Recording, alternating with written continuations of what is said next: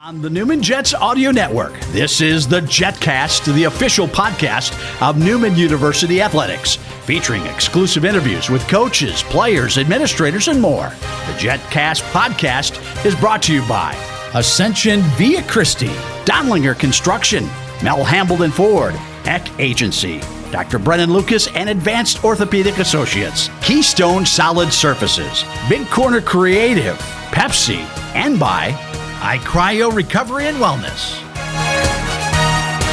Here's the voice of the Newman Jets, Blake Cripps.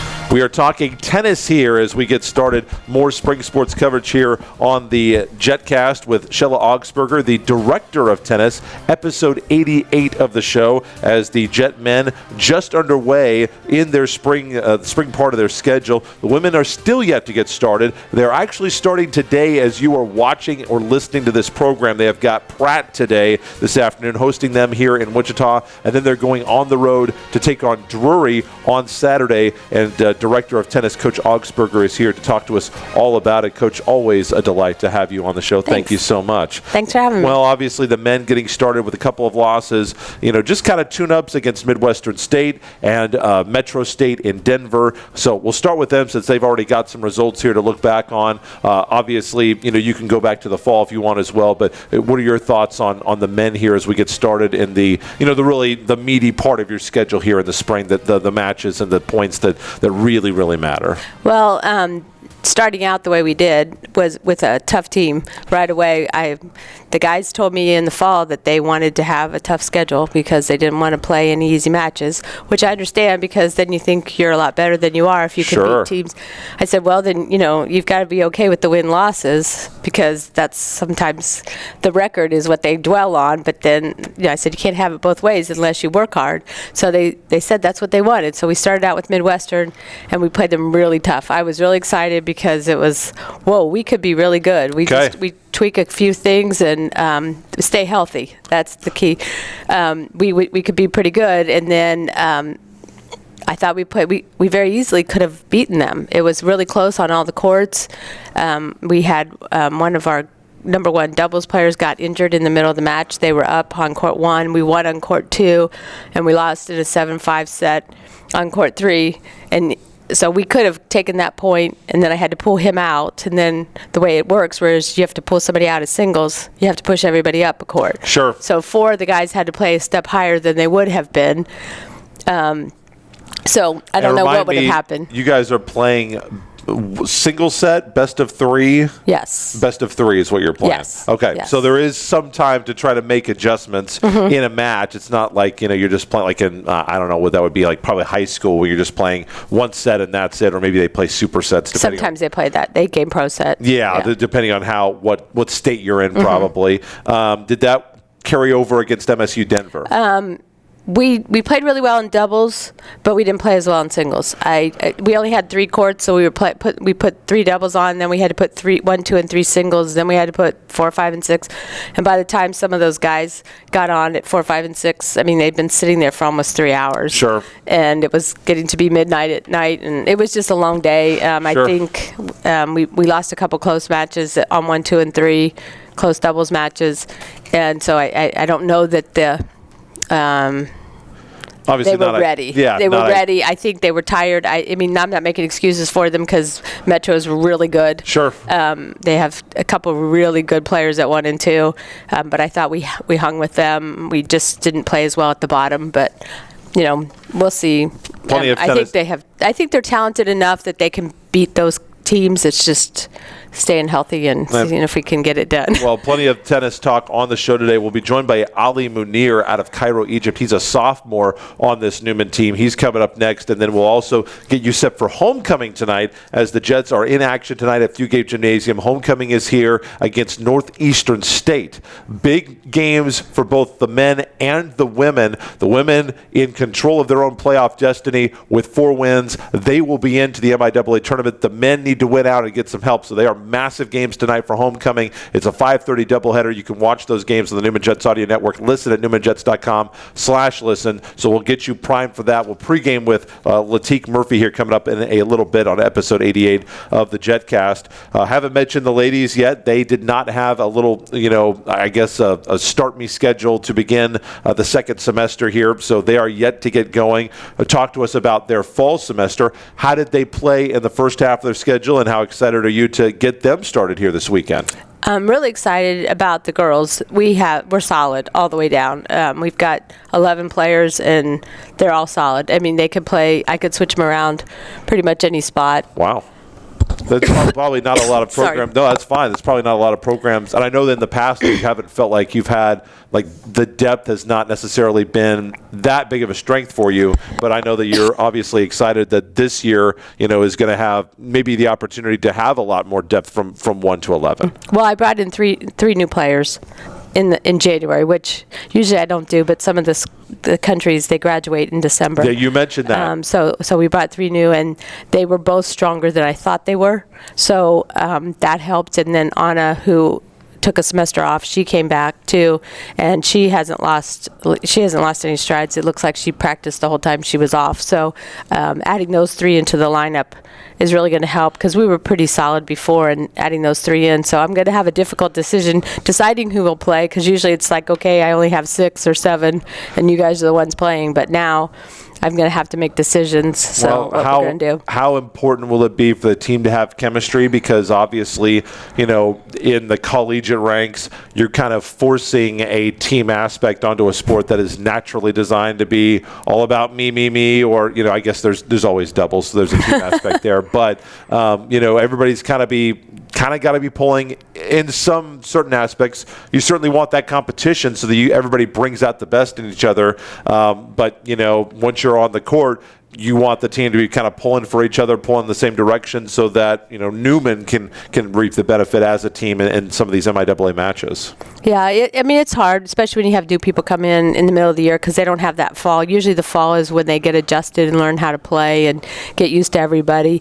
I think with social media, they've all been talking all through the fall anyway, so a lot of them felt like they knew the girls before they even got here. It's difficult. But I've been doing it for a while, so I feel like what I do works. And if it doesn't work, then we have to make some other decisions. But I think the girls, I have a lot of juniors and seniors this year, so we have good leadership on the team, and they're willing to go out on a limb to make sure that everybody's doing what they're supposed to be doing. Mounir is going to be our guest here on the show coming up here in just a couple of minutes. What are your thoughts on Ali and what he's going to bring to the table? Oh, he worked hard over break. Over the summer, he worked hard because he had gotten hurt. So what he was trying to figure out was what to do. So he decided to go to a one-handed backhand, which in the middle of a college career, I don't know that it's the wisest choice, but he worked his butt off to get it done, and he came back. And the fall was a little iffy, but last weekend he played really well, and he's just more of his confidence, which is typical of freshmen coming in, because they're good coming in as seniors in high schools. That's how they can play college tennis, and then they get here and they're like up against seniors from somewhere else in the world who is better, and sometimes their egos are a little hurt when they first start. But as long as they're coachable and they'll listen, we can get them to where they need to be. And he's been really working on not changing his mind and having confidence that he's been doing this for all his life, that he can play at that level and he doesn't have to second guess what he's doing. He just has to stay with what he knows and what he's trained to do. And then he's going to be fine. He's going to be amazing. He's going to be really good. Well, I know that the one-handed backhand, typically it's seen as a much higher risk but a much higher reward shot. There have been guys who have had, which always has interested me, because it seems like you would generate more power with 2 hands, but for whatever reason doesn't, with the torque, it doesn't necessarily work that way. Although Del Potro had a heck of he generates some power off that 2-handed backhand. But when you're coaching somebody through a switch like that, because you have a program and a system that you feel is going to be the best, but it's not the best for every single player. Right. So how do you have to take what your system is and what you believe in? Because I know that you don't necessarily try to recruit players that fit your your system. Right. You're trying to recruit players that fit, the kind of attitude and the mental aspect of an approach to the game that you want. So how do you help players that are trying to play in a way that is not necessarily how you naturally want to coach players? Well, that's the way they all are. I mean, because I've never been anywhere besides the United States, except Sure. maybe, places that are close to the United States. So one of the hardest things that I've learned is that you have to figure out individually what motivates them, how to coach them, how to get them going, and how to make them better. But you can't change everything, then it falls apart. And so I've learned not to change things unless it makes it better. And then I don't do big changes until the summer. Sure. But you're basically coaching 24 individual people, like individual different styles, everything. Well, especially you, because you've got the men and the women, because you're the whole director of tennis. So we want to get to that. Give us a couple other guys who you feel like are going to be point scorers, win some matches for you here this spring, and then a couple of ladies who you think are going to win some matches and be that kind of leader on the women's side. Well, Pedra, he's a senior on the men's side. He has become so coachable, and he's listening, and he's changing he's added things into his game, not really changed. And the last weekend, he was starting to apply them, and I think he saw the results. And so I think he's starting to really take off. He should be in the 1, 2, or 3 spot most of the year. Ollie will be in the 1, 2, or 3 spot. Our new player, Isfin, who transferred, he's amazing in doubles.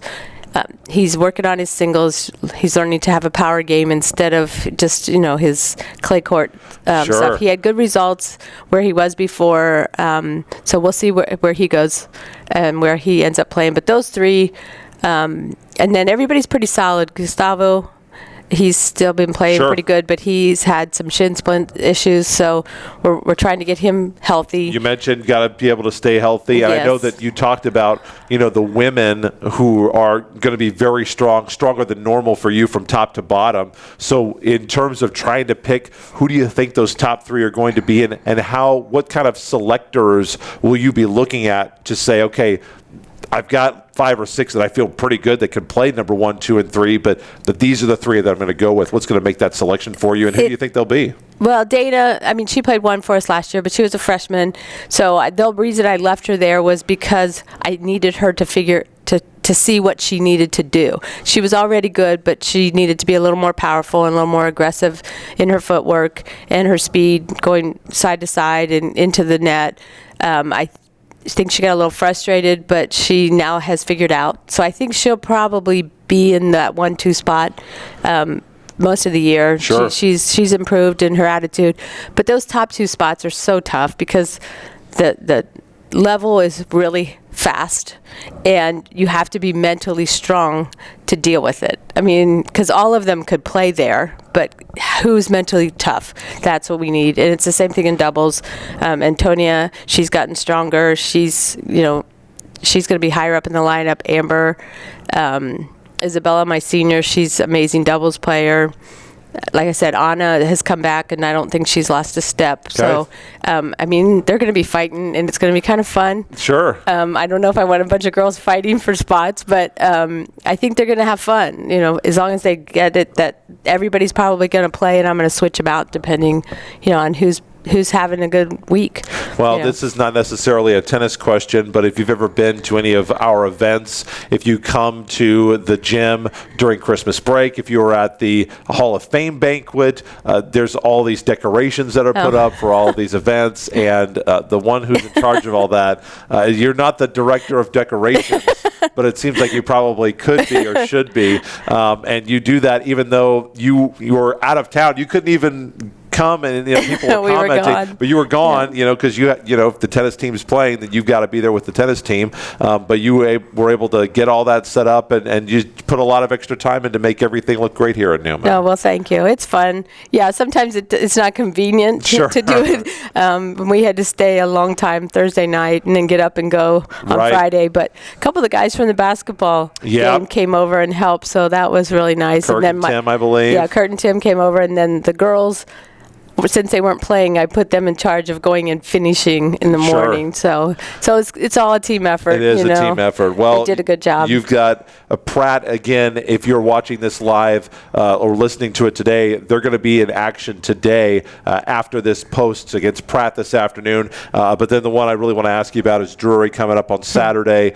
Big program from the GLVC, and you mentioned how the guys, at least, I don't know, maybe the girls didn't ask for this, but you said the guys said, hey, we need to be playing tough teams, and we want to see where we are. And I know from talking to you in the past, because you've played this Drury bunch before on the men's and women's side, and I know that they typically are not some also-ran programs, so I imagine this is going to be another measuring stick for both the men and the women this weekend. Talk about that kind of challenge taking on the Panthers. They're always tough. Their men are always tough. Their women, same thing. Usually one or two in their conference in the region. So that's going to be a test for us. But I think it helped the boys playing those two teams this past weekend. So it's not going to be a shock for them. Sure. The girls, I think we're going to be okay. We play them tough every year, and I think we're stronger. I haven't seen what they have for this year, so I just assume they're going to be good, but okay. I think we are too.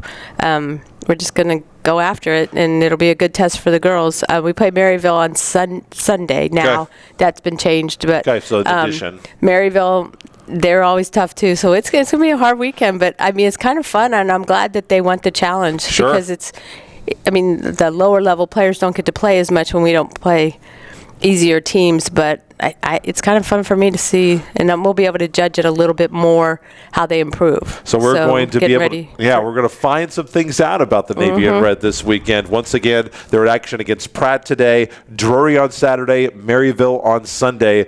Shella Augspurger, Director of Tennis for the Newman Jets. Thanks so much for being on the show, Coach. Thanks for having me. Ali Mounir off the men's team, sophomore from Egypt, joins us next on the Jetcast. Where can you land the best Jet swag? The official online store of Newman University Athletics, NUJetsgear.com.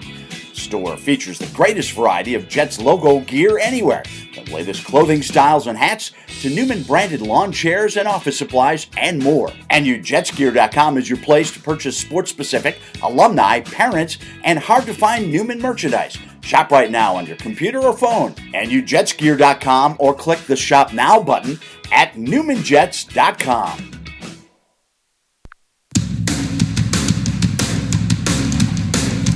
Newman Jets tennis getting back into action here in the spring semester. Not quite spring on the calendar yet, but the Jets are back in action, finally getting around to things this week.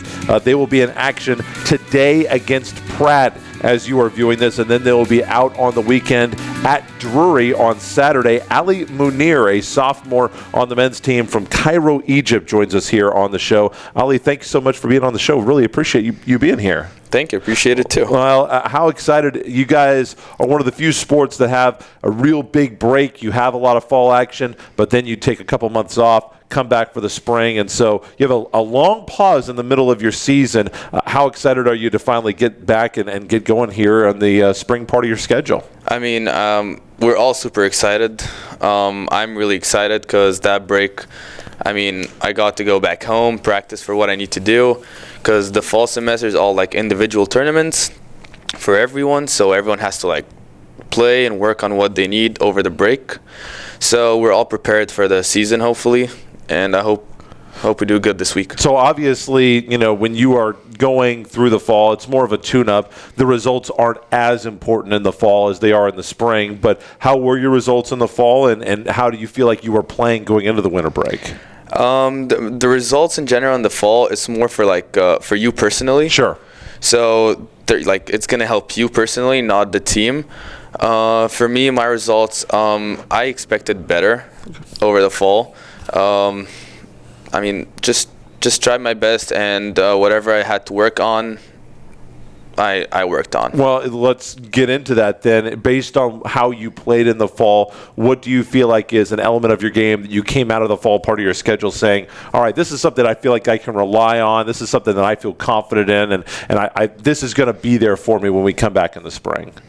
Over the fall, I realized that I need to be more confident in my game, know that I'm a good player, and not just for example, playing in practice good and then playing batting games. That's all something mentally. It's all about being mentally stable and mentally strong and positive, because if this game is just a mental sport. So it is a little bit interesting because you guys are out there, you're on your own, and if I'm not mistaken, in the NCAA, you can't get coaching. Coaching on court is not a thing yet. Is it in? Okay, so it's a little bit different than the pros. Obviously, some of that is working down into some of those challenger events, some of those masters events, and on the WTA, some of those outside events where coaching is being allowed, unlike in the majors where you're still kind of on an island. But, how important is it to have, even though you do have that coach that you can go to, at a changeover to get some ideas from, but, once you're out there and you're in, a game or in a 2-game little set before the changeover, you're kind of out there on your own and you have to make adjustments on the fly. Yeah. So, it depends on how you start the match and throughout the first set. The first couple of games, you're still feeling the ball, seeing how the match is going, how your opponent plays, his weaknesses, his strengths, all this. After the first set, you win or lose, you always think if you win, then you're just going to continue what you're doing. If you lose, then you're going to have to think once and twice about what you're doing and what you can change and what you need to do. And then just try to do it in the second set. You have nothing to lose after that. In terms of things in the first part of the schedule in the fall, early this season, what are some things that you're thinking that you went into Christmas break thinking, this is something that I need to work on here I've got a couple of months. I need to shore this up so that it's not as big of a deficiency, or maybe I could even turn it into a strength when we get back for the spring semester. For me, because last year I got injured last season in my left wrist. I used to play two-handed backhands. Okay. So I got injured in my left wrist for 6 months without using it, and so I had to find a solution. So I switched to a one-handed backhand, which was a huge step, and it was a huge risk. But fine. Right now it's working. Over the summer, I've been working on it. I was just focused on it. That was the main thing, and I'm still working on it until now.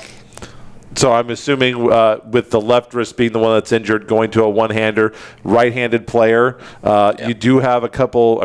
There are some big right-handed men's backhands that you could draw upon for inspiration. Stan Wawrinka has a massive one-handed backhand on the men's. Yeah, Federer when he was playing as well. So there's definitely some guys that you could pattern your game off. Anybody in the men's game currently, or maybe in the past, that you thought, that's the guy that I want to play like? In terms of style, everybody wants to be, if everybody could be Federer or Nadal or Djokovic, everybody. My favorite player is Nadal. Sure. But right now he's not in his prime anymore. No. He's older now, so. But back in the day, he was just a grinder, fighter. He was just insane. Right now, Novak Djokovic is insane, even though he's also he's just 2 years younger than Nadal, but he's still physically, he's just insane.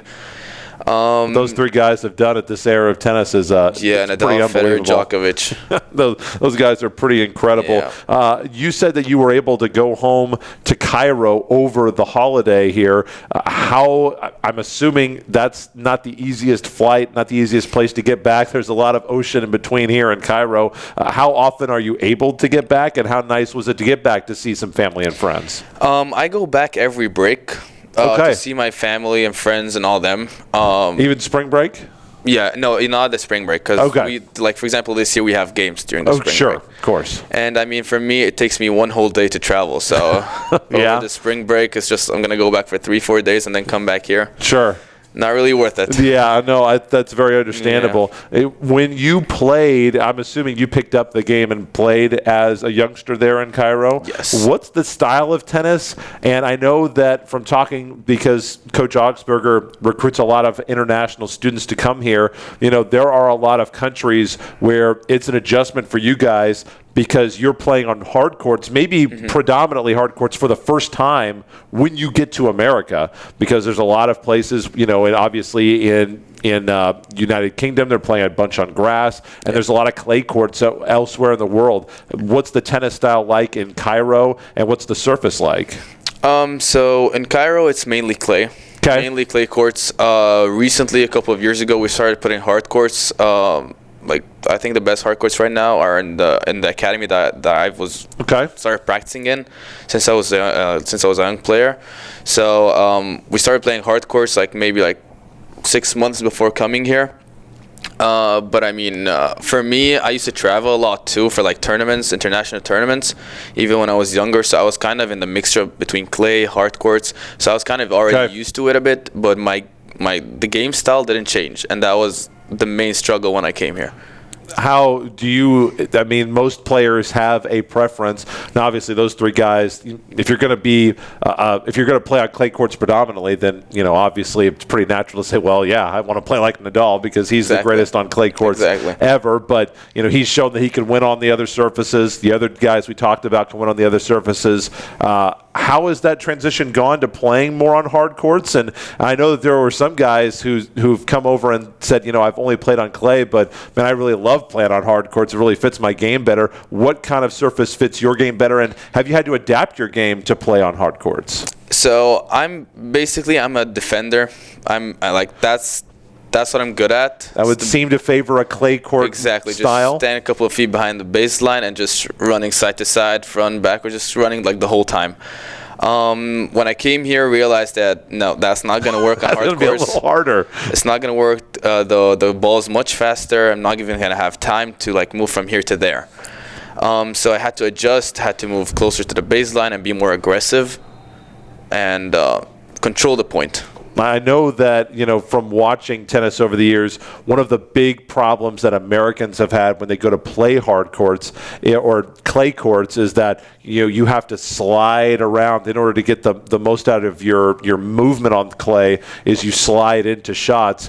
Novak Djokovic has figured out a way to slide on the hard courts. Is that something that you have tried, sliding on the hard court? Well, I'm actually good at sliding on hard courts. Really? Okay. Like sometimes my teammates are like, how are you sliding that much? I'm like, I don't know. Honestly, I just slide like I'm sliding on clay and just do it. Don't really think about it. I guess if you start on clay, it probably comes more natural than maybe to somebody else. Last thing for you, you've got Pratt coming up today. As people are watching this, you'll be playing Pratt this afternoon as you are watching this here on the audio network and listening to it in all the different places, watching it on Facebook or YouTube. But I know that's going to be a big test coming up this weekend against Drury. So what do you want to see out of yourself on this Wednesday that's going to prepare you for playing the Panthers on Saturday? On Wednesday, I'm going to go in, leave it all out there, be positive like I've been working on like the past couple of weeks, just staying positive, having confidence in myself, because if there's confidence, the tennis is going to be there. Sure. So that's the main thing I'm going to work on, no matter the score, no matter the result. I don't care. For me, the result right now, because the weekend game is much more important than the game against Pratt. So we're just going to work on that against Pratt and Okay, to try to build into a good weekend for the Jets. Once again, they are going to be in action this afternoon as you are watching this against Pratt. That will be here in Wichita. The Jets are actually hosting Pratt, and then the Jets taking on Drury this weekend. I haven't checked the weather forecast to see what that's like or if it's indoors or not, but the Jets will be taking on Drury this weekend. Ali Mounir, sophomore off the men's team from Cairo, Egypt. Best of luck to you this weekend against Drury. Thank you so much. Thank you for having me. Absolutely. When we come back, we'll be joined by a junior college transfer off of the men's basketball team, getting you set for homecoming today. Latik Murphy joins us next on the Jetcast.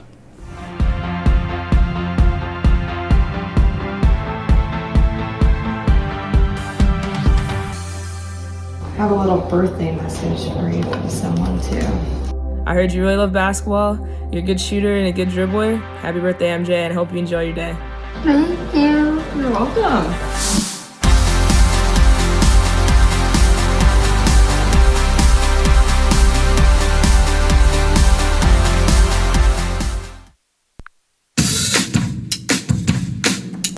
The Newman men's basketball team is back in action for homecoming on Wednesday.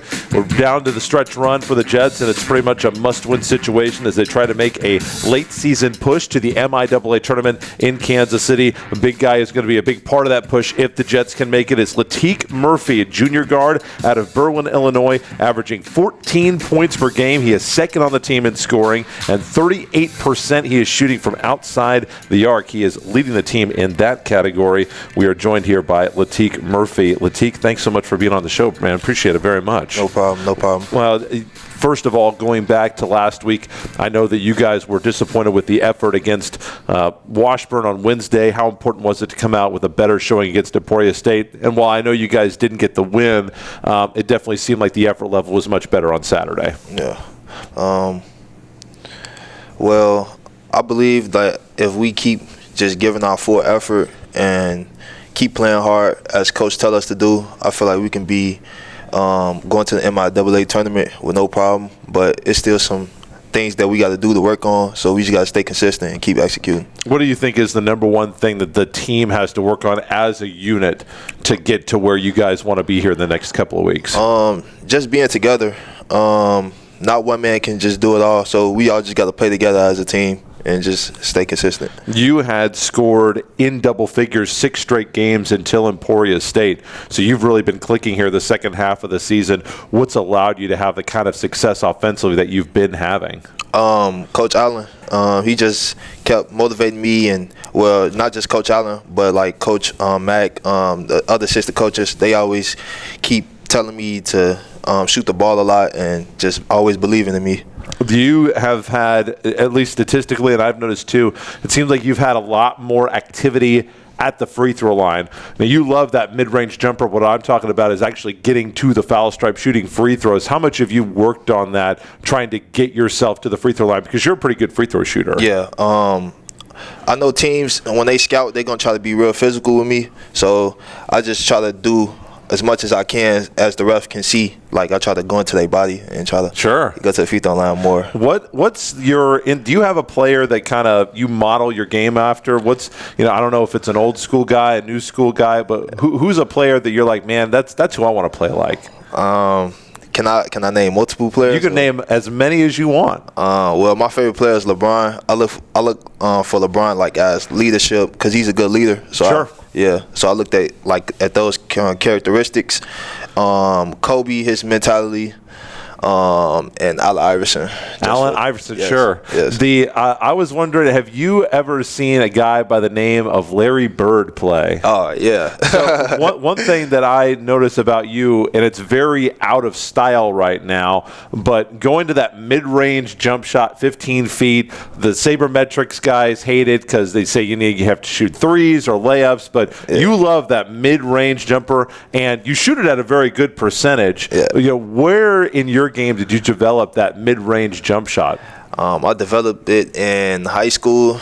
I usually did it because my high school coach always told me like I could get to the spot because he said I make more mid-range shots than I did threes. But I feel like it's kind of even. It's just my percentage and stuff. But yeah, I always been shooting this since high school. So. Well, it's definitely a big part of your game, and obviously, I mean, maybe you weren't shooting as well from the three-point line then, but you're certainly shooting a very good percentage from the three-point line now at 39%. How much, what do you attribute your improvement at the three-point line from high school now to college? Just consistently shooting every night, getting 200 shots a night, 100. It's going to work out. It's hard to get better if you don't shoot, isn't it? Yeah. Well, you have been, in terms of, on this team, there's been a lot that you guys have had to go through this year. A lot of it has been in injuries. A lot of it has been off the court, that you guys have not really had any control on. How, what has this team done to come together through adversity, and who are the guys on the team that show leadership through the tough times this year for you guys? Chuka helped us out. When Chuka went down, that really hurt us. It was really hard to bounce back from that. It was just crazy to see. But Chuka, Stevie Strong, he's been good. The point guard, Sam, he's been good defensively and just being an all-around player. But really, it's just everybody on the team had a part. Really. Going back to Chuka Meckham, because it's not something that we've talked about a lot. People obviously saw it on the video. They know that he's not been around, and broke the news to them that he's retiring from basketball because of his health conditions. What was going through your guys' minds when you saw that happening? You've got your guy down there, and obviously completely stressful situation for everybody involved. And then talk about the feeling that you get when he comes out, I know that it's going to be his last game, and it would have been great for him to come back and score 30 points, do whatever. But he was on a pitch clock a little bit. But being able to see him come back after that and play a game and be with you guys still. I mean, I know it's not the outcome that Chuka wanted. He wanted to get out there and be able to play with you guys, like we know that he can. But I mean, there's a lot of different ways that could have gone, and I think that the way that it ended up, obviously, it could have ended much differently. I'm a lot sadder. So how thankful, just kind of talk about that whole situation and seeing Chuka able to come back. Well, can I say how I felt when the first time Absolutely. I seen it? Well, when the first time I seen it, I was like, we didn't want to play anymore. When we seen him go down like that, we was like, man, but then I thought about the bigger picture of what he'll want us to do for him. So I think that game we ended up winning for him. That was the last-second shot by Stevie to beat York. Yeah. And that is interesting because we saw the injury in the NFL, and they decided, we're not going to play the game. And I thought it was very interesting that you guys decided. Was that your decision? Was that it was everybody's decision. We just you guys, the coaching staff? Yeah. And what was the tipping point that said, you know what? This is going to be tough either way, but we want to finish this game. Yeah. We really just all came together. Coach asked us. He was like, "Is y'all okay to go?" He was like, "It's understandable if you don't want to go anymore." And we all just looked at each other. Everybody was crying in their emotions, and we was just like, understandably so. Yeah. We was just like, we gonna do it for our brother Chuka, and we end up getting it. We end up getting the W for him. Absolutely incredible game. And then what was it like to be able to see him out there and warming up and get in the game? I mean, what a special moment for him. Yeah, no, it felt good when he came back. I want him to keep playing more, but he was on minutes restriction, and I was like, man, we needed Chuka out there. Yeah, it would have been interesting in an alternate universe to see if that doesn't happen, how this season plays out for you guys. But unfortunately that's the way that life works. Yes, what has been your transition like from a guy at New Mexico Military Academy and then transferring into an NCAA Division II program and playing MIAA competition? It's very different because I came New Mexico Military. It's a JUCO, like a community college 2 year. So 4 year is more organized and more system. So really, I just been staying mentally strong for real. It's been hard. It's been hard. Sure, it's been hard. Well, I hear the horn. I think you got to get out there. So I'm going to make this your last question. Yes, sir. Obviously, all the games are important right now in terms of postseason contention. You're going to need a little help from some other teams, but at the end of the day, there's only one thing that you guys can control, and that's the game that you're playing in. So how do you come out with your best performance? And it's going to be a big atmosphere, homecoming. So it's a big day for the entire campus. How do you guys come out with your best effort on Wednesday? Playing hard, just play hard and giving an effort on the defensive end.